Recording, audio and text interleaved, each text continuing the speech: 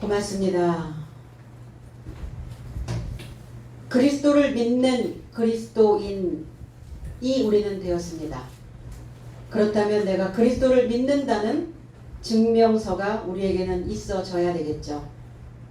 그래야 사람들에게도 또 하나님께도 우리는 인정을 받을 수가 있습니다. 그 증명서는 어떻게 만드는 것인가? 말씀 66권이 얼만큼 우리의 삶 속에 깊숙이 뿌리내리고 있는가? 그리고 우리는 얼만큼 그 말씀으로 이해되어 깨달아서 우리의 살아가는 모습들을 많은 사람들에게 본보기로 보여주고 있는가? 그것이 곧 증명된 그리스도인으로 살아가는 모습입니다. 오늘 이 귀한 날 증명서를 받아내는 귀한 이 시간들이 되기를 원합니다. 20절로 22절 곧바로 해당 삶 안에 그리스도 예수를 하나님의 아들이라고 선포하더라. 그러자 듣는 모든 삶이 놀라며 말하더니 이 자는 예루살렘 안에서 이 이름을 초청하는 삶을 파괴하는 자가 아니냐. 여기 이곳에 온 것도 저의 삶을 결박하여 대제사장 삶에게 끌어가려 함이 아니더냐. 그러나 사울은 더욱 내적 능력을 받아 그리스도가 이분이라는 것을 증명하여 다메섹 안에 거주하는 유대인 삶을 당혹해 하더라 그랬어요. 갑자기 사람이 변하면 우리는 그렇게 얘기하죠. 죽을 때가 다가왔나? 이렇게 얘기하죠. 그럼 사울의 삶은 죽고 바울의 삶으로 다시 새롭게 재생되어지는 상황이죠.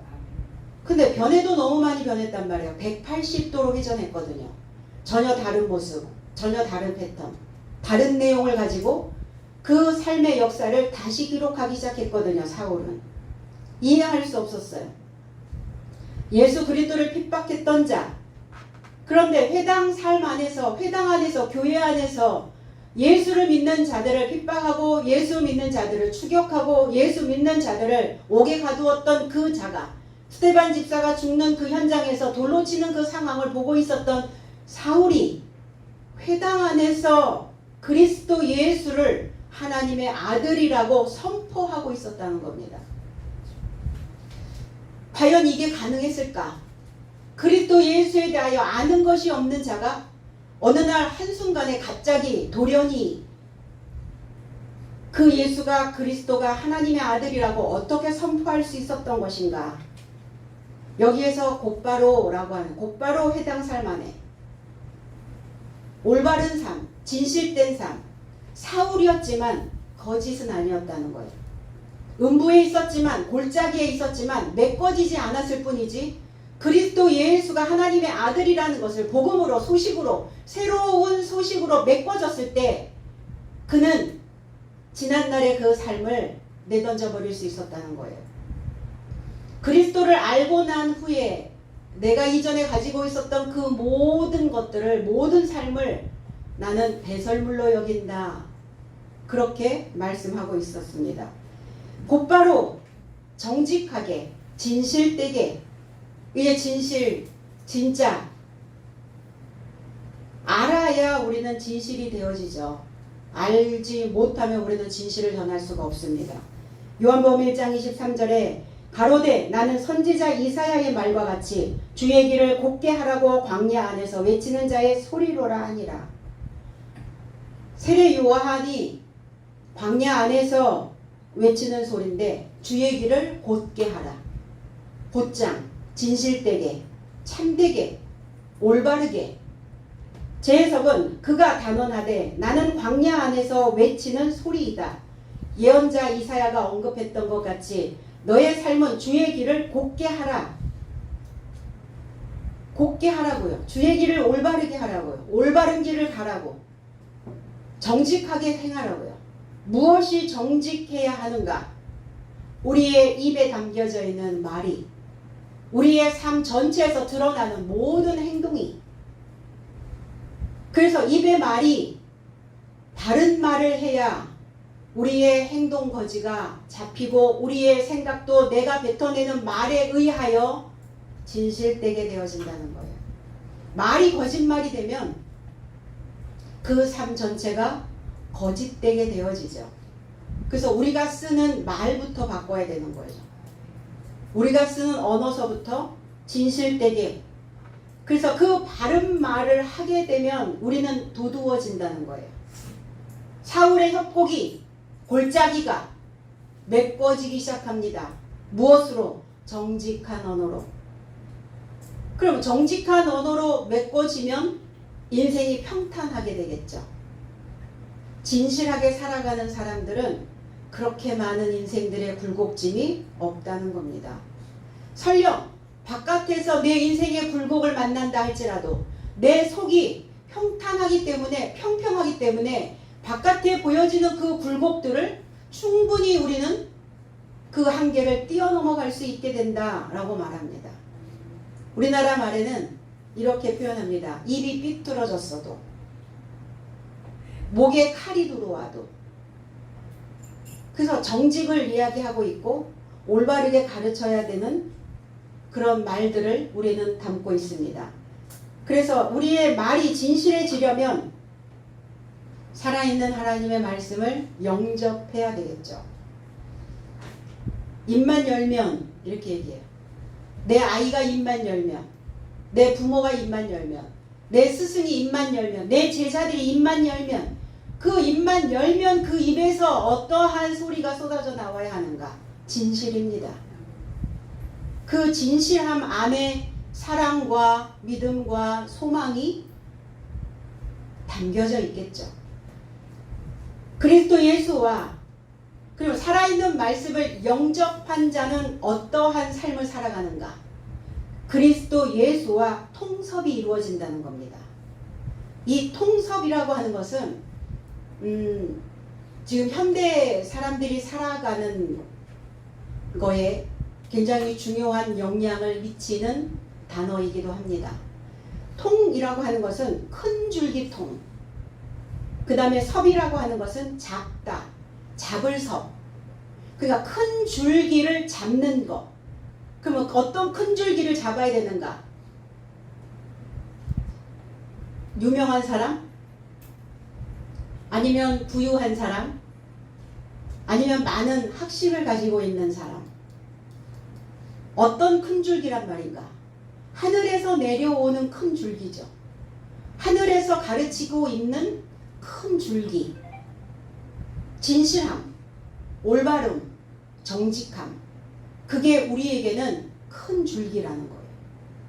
그러니까 우리가 아이들을 가르칠 때도 뭘 가르쳐야 되는가? 뭐부터 가르쳤던 것이 기억나던가요? 뭐부터 가르칩니까? 정직함을 먼저 가르치죠. 그게 큰 줄기통. 그거를 잡을 수 있도록 가르치는 겁니다. 하늘의 큰 줄기를 잡아야 하나님의 줄기와 나의 줄기가 한때 묶여서 새로운 것을 만들어낼 수가 있게 됩니다. 나와 그리스도가 하나로 묶이면 우리는 그리스도 예수의 식탁에서 서로 교제가 이루어질 수 있다는 겁니다. 통섭의 식탁, 통섭의 교제. 그리스도를 전파하고 있습니다. 공포하고 있습니다. 선포하고 있습니다. 발행시키고 있습니다. 발행이라고 하는 것은 발은 물고기 뛸 발, 행은 단일행. 그러니까 이게 전파라고 하는 것은 조용조용 이렇게 하는 게 아니라 물고기가 뛰는데 어떻게 뛰죠? 팔딱팔딱 뛰죠. 그러니까 얼마나 팔딱팔딱 거리면서 길을 지금 떠나고 있겠어요. 이게 발행되었다. 하나님의 아들이라는 것을 지금 발행시키고 있다. 팔딱거리면서. 복음은 그렇게 발행되어져야 된다는 겁니다. 예수 그리스도는 그렇게 물고기가 뛰듯이 쉬지 않고 계속 무엇인가를 만들어내는 그 길을 가야 된다는 겁니다. 예수 믿으세요. 교회 갑시다. 이 외침이 필요하죠. 그런데 물고기가 뛰는 것처럼 뛴다는 건 살아있음을 증명해내는 거거든요. 살아있는 소리를, 복음을 사람들에게 발행시켜야 된다는 것이죠. 그래서 복음이라는 건 그냥 단순하게 예수를 믿으시오라는 그 소리가 아니라 속사정을 알려주는 것. 말씀 안에 있는 속에 있는 것들을 알려주는 이것을 우리는 복음 전파다 이렇게 말합니다. 속사정을 알아야 속사정을 알기 위해서 우리는 팔딱거리고 살고 있는 겁니다. 그리고 속사정을 알아내기 위해서 팔딱거리며 믿고 있는 겁니다. 이걸 복음이라고 얘기하는 거예요. 생명을 전하기 위한 그 빠르게 움직이는 의사들의 손길, 멈추지 않는 선생들의 마음. 사울은 그러니까 엄청난 에너지를 가지고 있었던 사람이에요. 그러니까 이걸 우리는 배워야 하죠. 발 질질 끌고 다니면서 언제 전파를 하겠어요? 발이 땅에 닿는지 닿지 않는지, 물고기가 팔딱거리면서 그 몸통이 땅에 닿는지 안 닿는지도 모르게 그렇게 빠르게 움직이는. 그래서 군대에서 뭐라고 얘기합니까? 고무 타는 냄새 나도록 뛰어라 이렇게 얘기한다면서요. 군대 갔다 오신 분들은 발이 보이지 않게 신앙 안에서도, 그래서 이렇게 통섭형 신앙의 일꾼들이 간절한 때가 되었습니다. 발생시킬 수 있는 에너지를 가지고 있는. 그래서 하나님의 복음을 재빠르게 내가 가지고 있는 그 소식을 많은 사람들에게 빠른 속도로 전파하고자 하는. 우리가 컴퓨터를 쓸 때 어떻게 했어요? 386, 486, 586, 펜터미엄 이런 것들이 계속 바뀌는 이유가 뭘까요? 속도거든요, 결국은. 세상 사람들도 속도다. 신앙 안에서도 이제는 속도가 좀 붙어야 되겠죠. 그래서 빠른 전파력, 빠른 전달력, 빠른 정보통. 이제 21세기와 발맞추어가는 복음의 소식들이 있어져야 된다는 겁니다. 하나님의 아들 히오스, 자손을 이야기하고 있죠. 열매를 이야기하고 있습니다. 히브리어에서는 뺀이라고 하는 단어, 세우다, 짓다, 짓는 거예요. 자손은 뭐 하는 거냐? 지어가는 겁니다. 씨를 뿌리면 농부는 그 알곡이 될 때까지 잘 농사가 지어질 수 있도록 관리하고 돌보고 필요에 따라서 필요한 것들을 공급해주는 역할을 합니다. 하나님의 아들이 된다는 것, 이 아들자자는 아들자뿐만이 아니라 스승자이기도 합니다. 인자로 오셨대. 인자, 사람의 아들. 그리고 그 자라고 하는 그 아들의 의미는 사람을 가르치는 자로 오셨다는 거예요. 스승으로 오셨다는 겁니다. 가르침을 주는 아들이어야 되겠죠. 그래서 가르침을 주는 아들이 되었을 때 우리의 인생에, 우리의 신앙에 쏠림 현상이 일어나지 않는다는 겁니다. 요즘의 신앙이 어떻죠? 요즘에 신앙생활을 하는, 믿음 생활을 하는, 종교 행위를 하고 있는 사람들은 신앙에 쏠림 현상이 일어나고 있어요. 어딘가 치우치고 있다는 겁니다. 우리는 다 아들로서의 역할을, 자손으로서의 역할을, 그래서 이 씨가 잘 열매로 연그러질 수 있도록 받쳐줄 수 있어야 된다는 겁니다. 그럼 어디에 소속된 아들이냐? 천국의 아들들도 있고 악한 자의 아들도 있다는 겁니다. 씨를 보는 거죠. 그래서 떡잎을 보게 되는 거죠. 그 사람의 사고에서 나오는, 그 사람의 마음에서 나오는 것을 보게 되는 겁니다. 그 사람의 마음, 그 사람의 생각, 그 씀씀이가 어떤가. 씀씀이 여기저기 구석구석 마음을 쓰고 생각을 쓰고 쏠리지 않고 밸런스를 맞춰서 가는 신앙인들, 신비주의에 빠져있지 않는, 종교 행위만을 하지 않는 신앙인들의 모습. 이게 하나님의 아들의 모습이라는 겁니다. 갈라디아서 3장 26절로 27절에 너희가 다 믿음으로 말미암아 그리스도 예수 안에서 하나님의 아들이 되었으니 누구든지 그리스도와 합하여 세례를 받은 자는 그리스도로 옷 입었느니라. 제 해석은 왜냐하면 너희 모든 삶은 그리스도 예수 안에 있는 믿음으로 인하여 하나님 아들의 삶이다. 왜냐하면 너의 삶은 얼마든 그리스도에 이르고자 세례 받았으니 그리스도를 옷 입었느니라. 그리스도를 입게 된 겁니다. 그리스도화가 되어진 겁니다. 그래서 그리스도를 이렇게 주격으로 표현되어져 있거든요. 주인이 되어진 자만이 그리스도를 옷 입을 수 있어요. 내 나름대로 믿는 사람들이 많죠. 나름대로 나의 라인에서 나름대로 자기의 믿음이 아니라 그리스도 예수 안에 있는 믿음으로 인하여야 된다는 거예요. 그리스도 예수 안에 있는 믿음으로 인하여야만 하나님의 아들 된 삶이 됩니다. 하나님의 아들의 삶이라는 것은 하나님 나라를 소유했다는 거예요. 하늘 나라가 되었다는 겁니다. 하나님 나라가 되기 위하여 우리는 하나님 나라의 일을 하는 겁니다. 하나님을 향하여가 아니라 하나님이 하나님화 되어지려고. 화 되어진다는 것은 하나님의 모든 진리가, 하나님의 모든 생각이, 하나님의 모든 말씀이 내 안에 다 스며들어 있는 거예요. 그래서 하늘나라가 소유되어진 자, 하늘나라가 되어진 자. 그래서 세례가 필요했던 거죠. 나의 옷은 벗고, 옷은 그 사람의 신분을 이야기하고 있죠. 그 사람 법복을 입었나? 아니면 의사 가운을 입었나? 아니면 요리사의 옷을 입었나? 아니면 미화원의 옷을 입었나? 그 사람의 옷.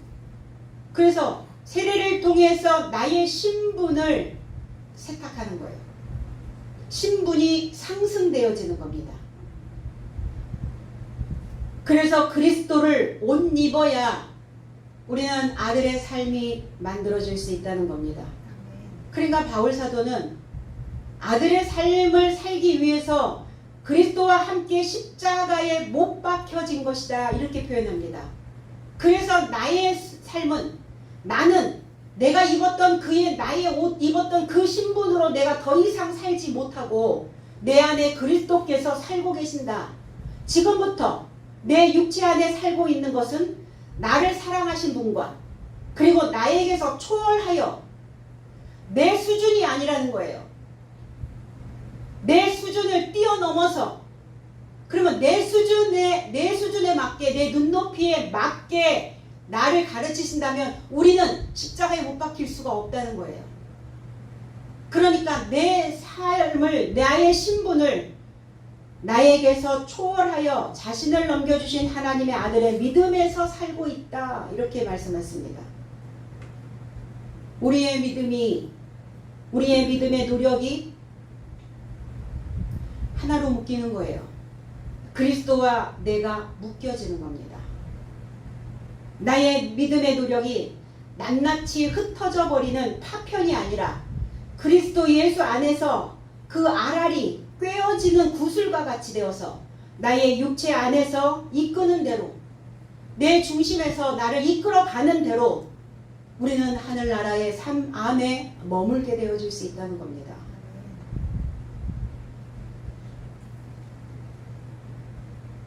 회전한 사울. 그래서 이제 회전을 하면 360도로 회전하면 원점이죠. 이 편에서 저 편으로 건너뛰는 겁니다. 변화한다는 것, 달라진다는 것. 요만큼에서 요만큼, 이쪽에서 저쪽, 완전히 반대편으로 가는 거예요.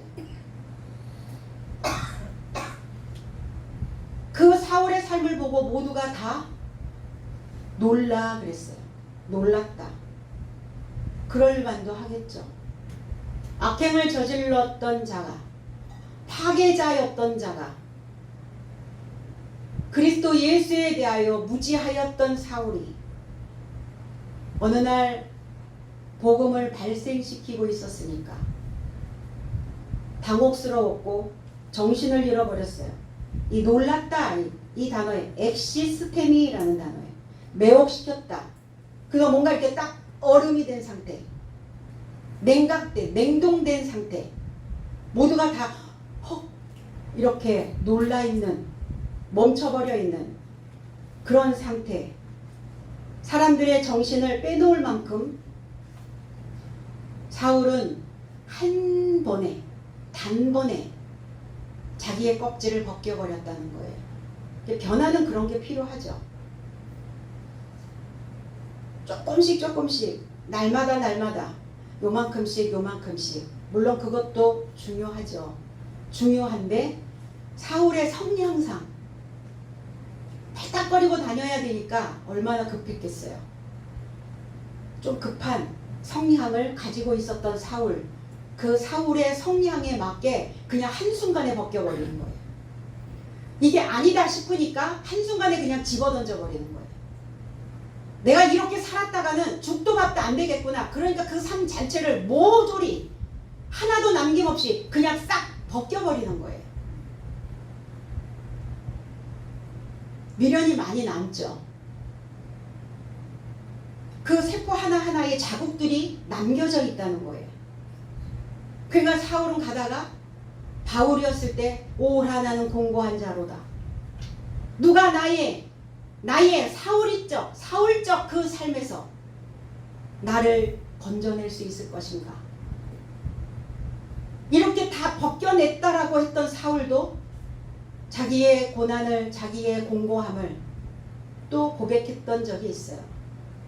그래서 나는 나를 쫓아, 그리스도의 나를 쫓아, 그리스도의 빛을 쫓아 나는 죽노라.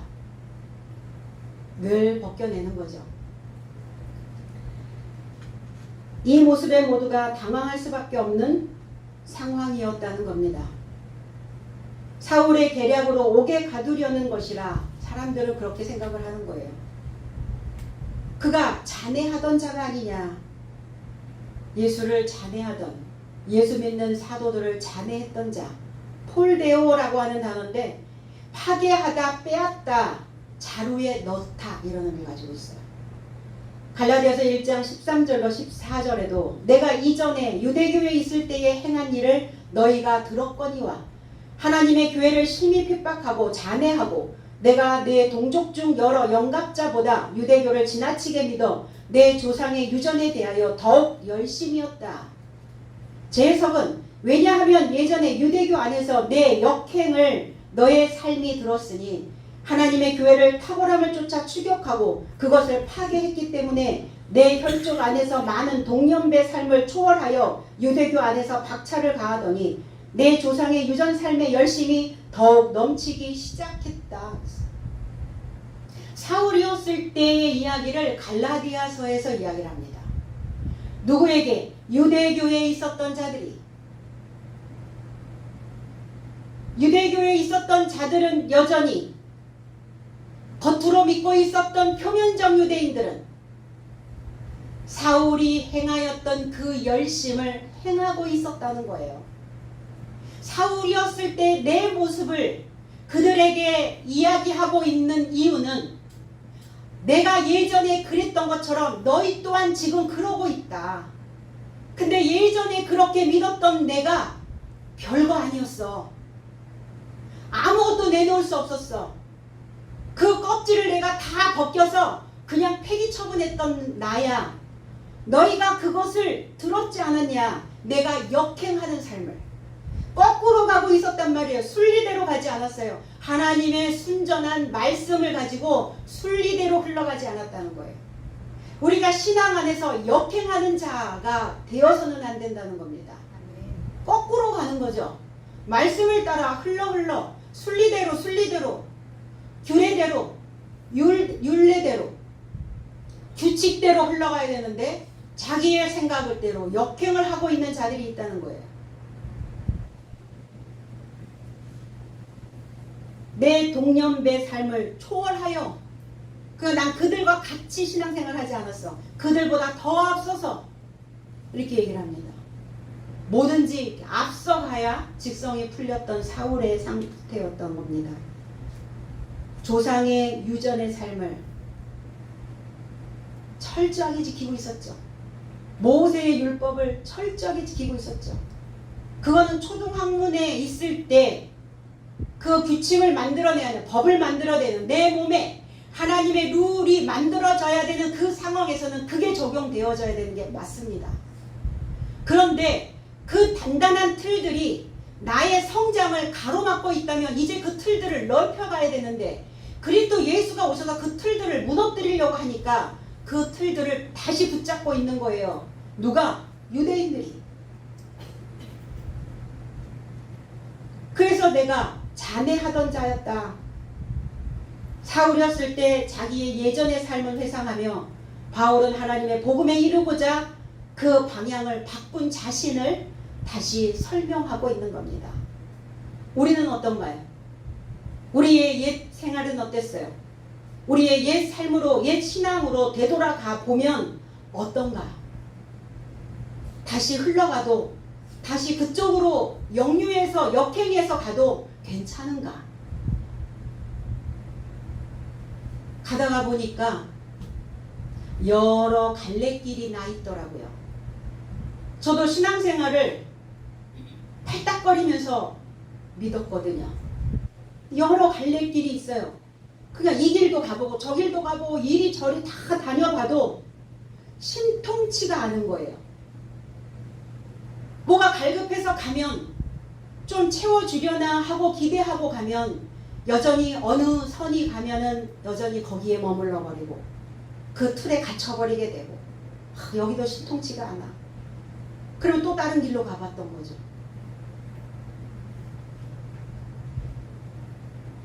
과연 그렇게 신앙생활을 다시 하라 하면 할 수 있을까? 그 답답한 심정을 어디다가 풀며 갈 수 있었을까? 그래서 찾았고, 그래서 이 말씀을 만났습니다. 해석된 말씀이었고, 그 해석된 말씀의 물길을 따라서 흘러갔더니 어느새 여기에 이르러 있더라고요. 그리고 나의 삶이, 그 답답함이, 묶여 있었던 그 인생이 이제 풀어져서 역류했던 그 역류가 이제 순리대로 인생살이가 풀어지기 시작했어요. 내가 하려고 버둥거렸을 때는 다 막혀 있는 것 같이 느껴지는, 그러나 하나님의 뜻 안에서 흘러가다 보니까, 순리대로 가다 보니까, 순종하며 가다 보니까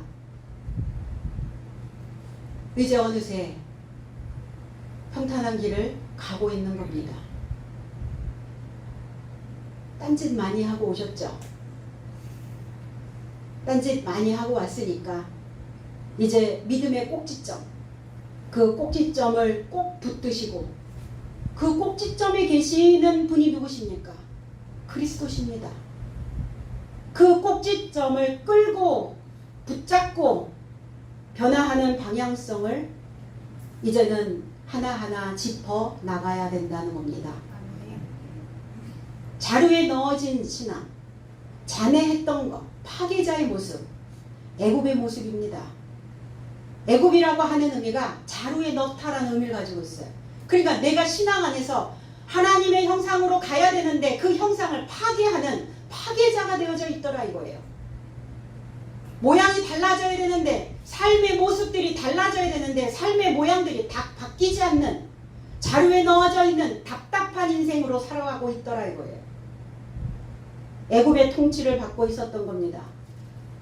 이제 새로운 그릇에 담아서 그리스도를 발생시킬 수 있는 그러한 신앙의 지도자로, 신앙을 건립하는 건설자로, 건축자로 우리는 우리의 삶의 변화를 나뿐만이 아니라 내 주변에 있는 사람들뿐만 아니라 하나님께 인정받을 수 있는 그러한 삶이 되어져야 될 줄로 믿습니다. 저희를 결박하여 대제사장에게로 끌고 갔다. 결박, 묶였습니다. 감겨 있습니다. 무엇에 조여 있는 겁니다. 마태복음 18장 18절에 진실로 나는 너의 삶에게 말한다. 만일 너의 삶이 땅에 접해 무엇을 결박하면 하늘 안에서 결박되어 있을 것이며 만일 너의 삶이 땅에 접해 무엇을 풀면 하늘 안에서 풀려져 있을 것이다. 이게 제 해석입니다. 땅이라는 곳은 뭘 얘기를 하는 거냐? 고린도전서 15장 47절에 보면 첫사람은 땅에서 나온 자요. 첫사람은 땅에서 난 자요. 둘째 사람은 하늘에서 나신 주님이시다. 그러면 이 땅이라는 것은 뭐냐? 첫 아담적인 요소입니다. 그러면 첫 아담적인 요소로 너희가 결박되어져 있다면, 묶여 있다면 하늘의 삶에서도 하늘의 삶에 접해서도 너희들은 결박되어 있을 것이다. 그러면 하늘 안에서 결박되어 있으니 어때요? 내려오는 게 없잖아요. 말씀이 내려와야 되고 하나님의 비처럼 내려야 되고 하나님의 교훈이 비처럼 내려와야 되는데 하늘이 결박되어져 있단 말이에요. 무엇 때문에? 첫 아담에 내가 묶여있기 때문에 들려줘도 듣지 않고 먹여줘도 먹지 않고 입혀줘도 입지 않는 자의 모습으로 있더라 이거예요. 하늘의 문제가 아니라 땅의 문제였다는 거예요. 만일 너의 삶이 땅에 접해 땅과 연결되어져서 무엇을 풀면 하늘 안에서도 풀려져 있을 것이다. 사울은 묶여 있었어요.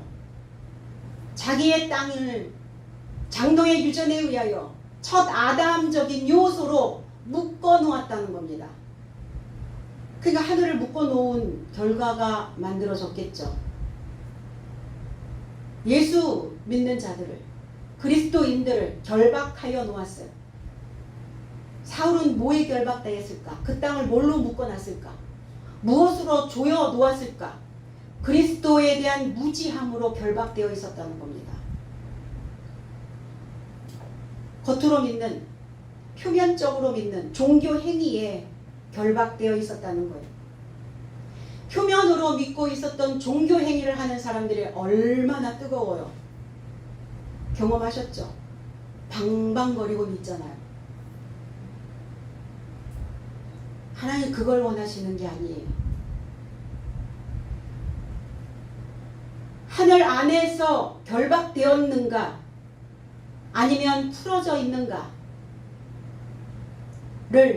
감 잡으셔야죠. 그래서 땅은 여성, 하늘은 남성입니다. 주님의 신부 되어져야 되는 땅이 결박되어 있다는 것은 우둔하여졌다는 거예요. 미련해졌다는 거예요. 미련 곰탱이가 되었다는 겁니다. 미련퉁이. 그 한 평짜리도 안 되는 그 사고에 묶여버리는 거예요.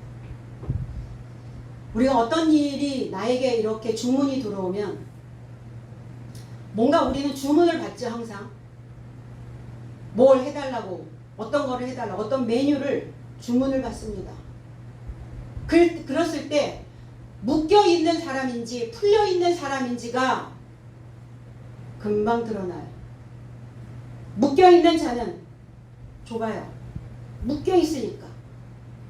풀려있는 사람들은 넓어요. 그럼 내 사고가, 나의 중심이 매여 있는지 풀려져 있는지 알 거예요. 하늘에서 풀어져야, 땅이 풀어져야, 미련하게 되어지자, 슬기로운 자가 되어져야, 슬기로운 다섯이 되어져야, 그래야 풀려요. 묶고 있는 거 많죠? 묶어 놓은 거 많으시죠? 돈은 많이 안 묶어 놓았을 것 같고, 뭐 이렇게 많이 묶어 놓으셨나요? 그래서 땅과 연결된 성도가, 신부들이 넉넉하게 풀어주면 하늘도 풀어주신대요.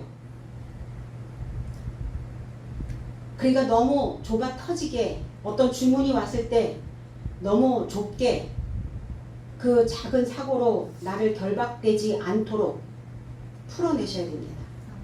붙잡고 있는 생각들을 놓아주셔야 돼요. 뭐에 묶였나? 물질인가?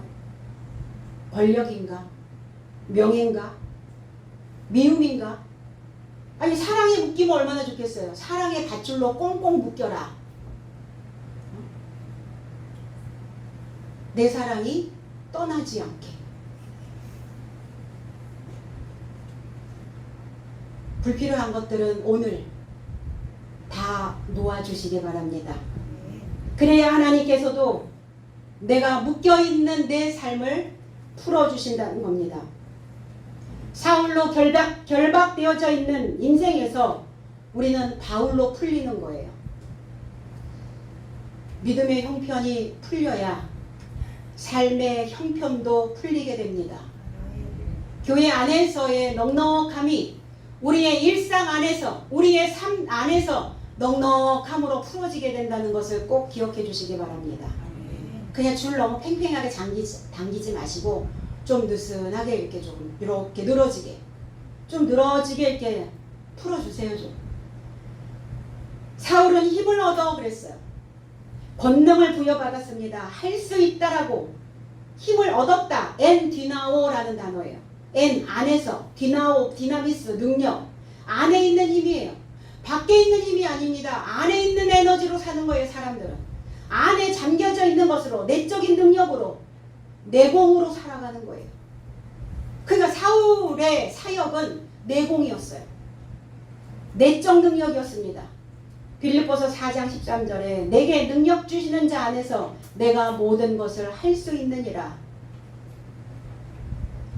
능력이 뭐 기도하면 만들어집니까? 금식하면 만들어집니까? 채워야 만들어지죠.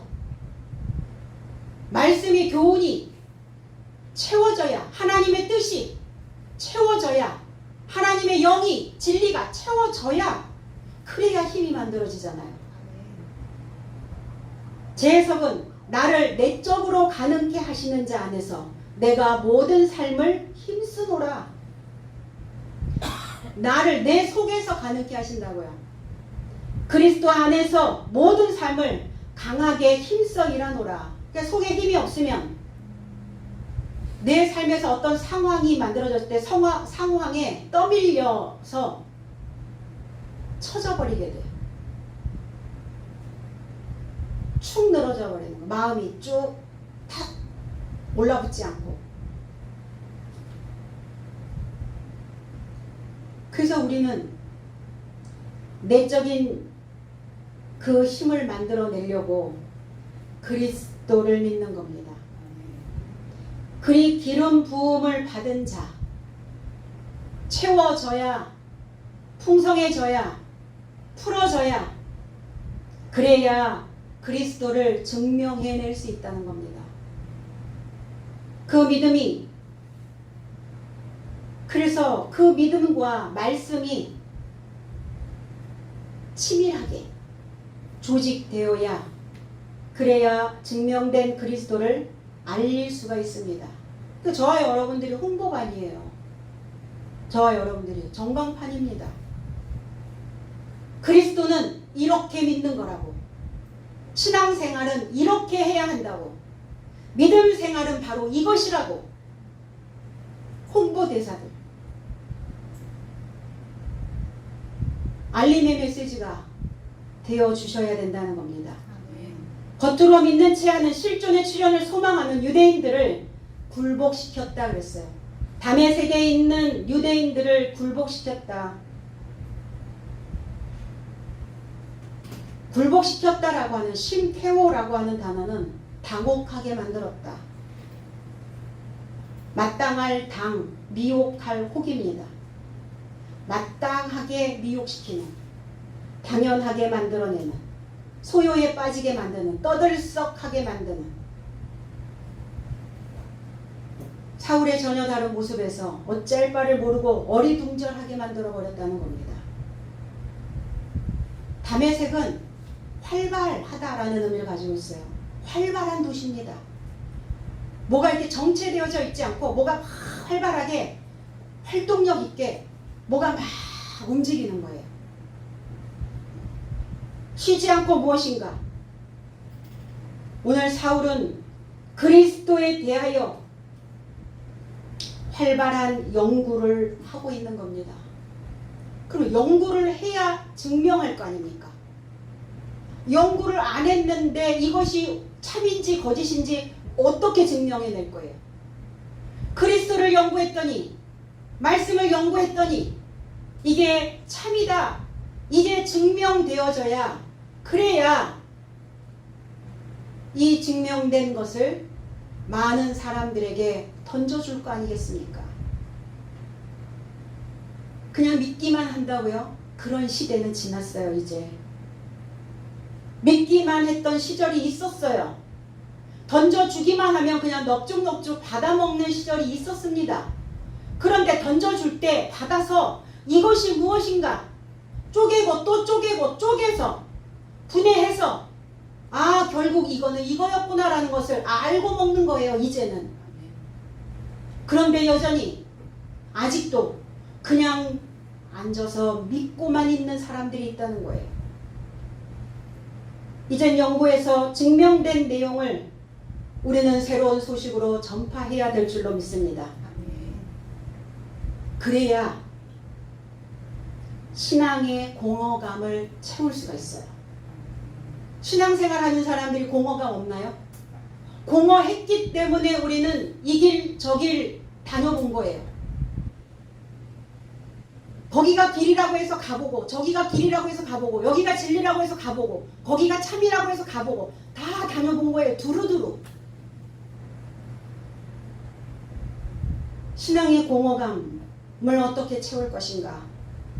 오늘 연구를 통해서 증명된 그리스도를